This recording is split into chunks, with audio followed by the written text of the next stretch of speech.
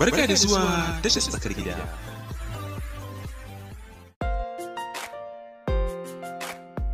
Dalilin mutuwar Fadila Muhammad, maganar ta ƙarshe da mahaifinta da kuma saƙon mahaifinta ga 'yan fim.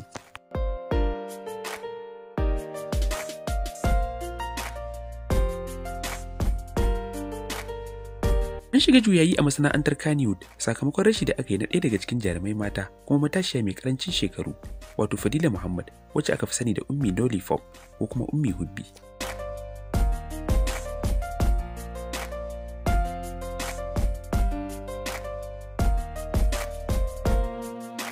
Fadila ta rasu ne tana da shekaru 27 a duniya a ranar Juma'a 28 ga watan Agusta shekara ta 2020 da misalin karfe 11 na dare a cikin motar mahaifinta a lokacin da ya dauke ta zai kai ta asibiti. Dama tana fama da ciwon zuciya. Tun a shekarun jiya Alhamis ciwon ya tashi. Aka kai ta asibiti ta dan samu sauki, aka dawo da ita gida a ranar. A daren Juma'a kuma ciwon ya dawo wa ƙarshe.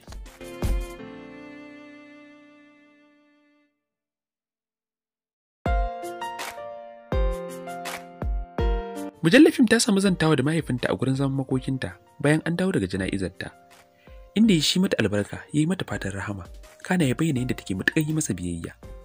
Ya ce abin da zai riƙa tunawa game da ita shine kullum burinta me za ta yi da zai sama mishi sauƙin rayuwa.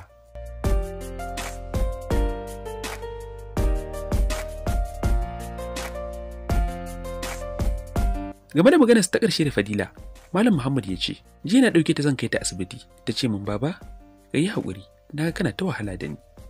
Sai na ce mata ai ba siya kika yi a kasuwa ba. Fata na dai Allah ya sa mu yi ƙarshe mai kyau daga ni hakke. Wannan abu ba zan taɓa mantawa da shi ba.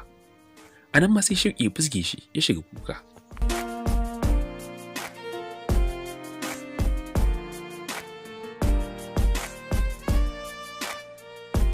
Daga baya kuma sai dattijan ya iske wakilin mujallar fim a inda yake tsaye. Ya ba shi saƙo zuwa ga 'yan fim duka. Ya ce ku kuke hulɗa da 'yan fim ɗin nan da sauran jama'a.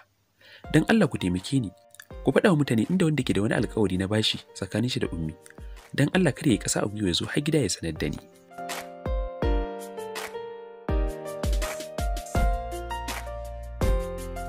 Da fatan Allah ya mata rahama ya kyauta makwanci. Shaidar da ta samu na gari ya bi ta.